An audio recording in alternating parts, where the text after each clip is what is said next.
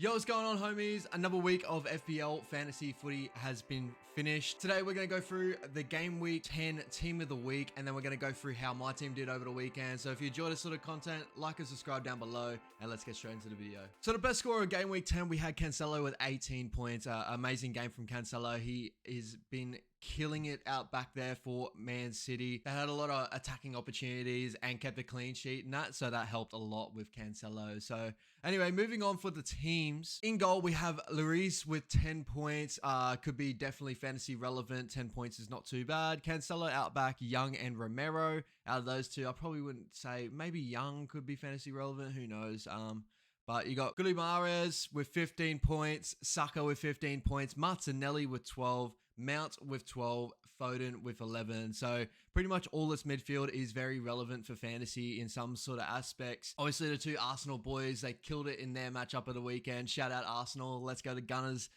We're having Saka and Martinelli with 15 and 12 points. Amazing game from those two boys there. Shamaka with 9 points there for West Ham. And then with Ronaldo with 9 points. And it's good to see Ronaldo back on the pitch for at least some game time and scoring another goal. So hopefully he gets a bit more game time there, but you know, you never know there. So quickly before we go for the teams, we scored 75 points this weekend. We're going to go through my rankings. So at the moment, the way we are sitting, overall points is 560 points. Overall rank is 1.6 mil. So we have moved up again, which is amazing. Out of 10 mil players, well, 10.6 mil. So we're in the upper echelon of that big percentage there. It'd be crazy if we can get under that million. That would be fucking like unreal.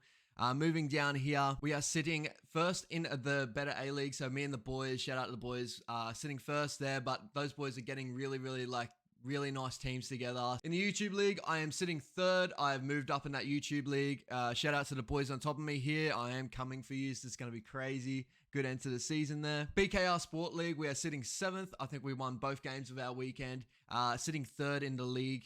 Our normal head-to-head league, 200,000 in the Arsenal league, and then 37,000 in Australia. So as you know, my main goal I want this year is to at least hit that 20,000 in Australia and end the year around about that area. Pretty proud that we are actually moving really close to that.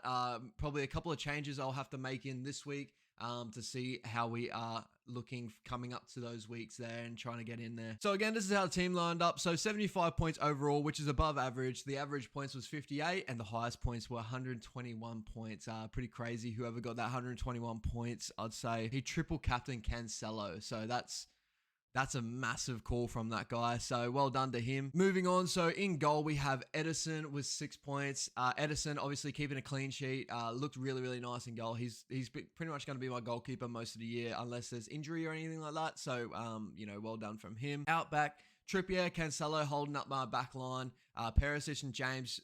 Perisic just not getting too many opportunities. I'm not sure whether I'll look at selling him soon, but for the price of him, he's not too bad to keep around. James with 1 point. I'm not too worried about it. He was like carrying a little bit of an injury coming into that game. Apparently, this has all come out. Obviously having that blinder in the Champions League. It's the reason why I brought him in, thinking he's going to double it up, but unknowingly he had a knock from that game. So coming into this game week, obviously after the rest, hopefully he is going to be ready and firing. In the midfield, we have Zaha, Rashford, Andreas, who was a late switch in, obviously because Sterling didn't play, and then Martinelli. So Martinelli with 12 points. Andreas was 6, amazing from him. Rashford with 2, not too crazy there. Maybe we could look at moving him on and freeing up some cash there. And Zaha with 5 points, which is pretty good. I just love having Zaha there, especially coming up where he's got really nice fixtures coming up. So I'm excited for that. Haaland with 12 points as usual. Haaland having a really good week with I think about 6 points game this week. Now with 12 with a captain. And then Jesus with 5 points. Even though if he's not scoring in that, he just makes the right runs, makes the best opportunities for our team. And I'm just so happy to have him in. We're having the big donuts on the bench. So we have Olsen, Zinchenko, Sterling and Mitrovic, all with 0 points. A lot of them, Zinchenko and Mitrovic are injured at the moment. Mitrovic is most likely going to be returning this week from what all I hear. You never know. They could pull him late. Sterling, he's just had a rest week. So Sterling should be ready and roaring coming into this week. And Zinchenko Not too sure what's going on with Zinchenko. I think he's having a very injury up and down season. May look at moving him on, even though personally, as a player, I love him to death. I think he's been amazing for Arsenal when he plays. He really shores up that left back position because he's so calm, collected, and just makes the best opportunities for what he has. Comes up into that centre mid position and creates a lot of opportunities. He's just so smart. So on FPL, probably going to sell him, but on normal Arsenal, appreciate him coming into next week. So moving on, this is how our team will look for the weekend. I have put a couple of people on the bench that I am maybe looking at transferring out. We never know, so I'm still looking at who I'm going to bring in and what opportunities I could put in right places and stuff like that. I am thinking of trading down from like a Cancelo. Obviously in game week 12 doesn't have any games exactly like an Arsenal players.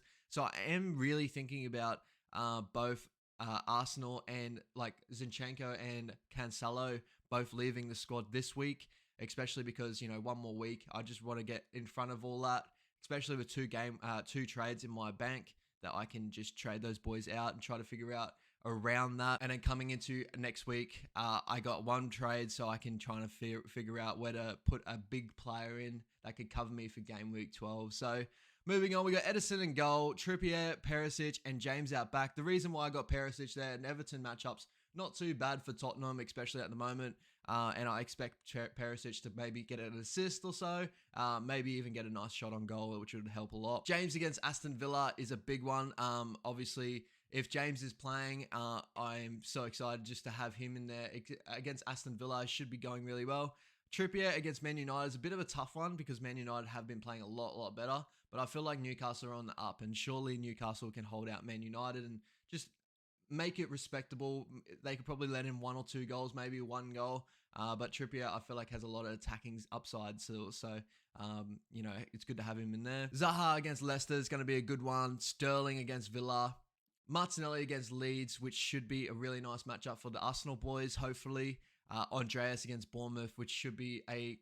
Bournemouth actually picked up their performances the last couple of weeks, so hopefully Fulham really go at him, and players like Andreas and Mitrovic should play really well in that matchup. Jesus against Leeds, that's going to be really cool for Jesus. Hopefully gets in behind that back line. And then Haaland against Liverpool with the captain, of course. I'm just going to have to put him on there, especially the way Liverpool are leaking goals at the moment. Haaland can actually put a dagger into Liverpool's season. So you never know how this may turn out. Haaland could possibly have just a 1 or 2 goal game or 1 goal game, which is crazy to say. He's not like a player that I'm like, fuck, he could probably not score in that.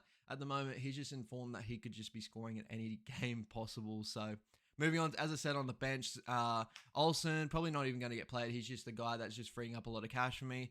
Zinchenko, Cancelo, looking at maybe trading those 2 boys out. And then Rashford, he may be a trade out, who knows, but I'll just keep him on the bench anyway, because against Newcastle, I don't really believe he's going to have that many upside with points and stuff. So finishing off, boys, if you enjoy this sort of stuff, like and subscribe. A shout out to Hold the Ball for having me on his channel last weekend at Saturday. Appreciate you so much, man. You really have opened me up to the YouTube community. Shout out to everyone that has followed me all the way up through, and yeah, hope you guys enjoy. New NFL fantasy video coming out tomorrow. Shout out, it's going to be amazing. I had a massive week in that. Came from behind, ended up getting a win. So definitely tune in for that video. Anyway, guys, peace out.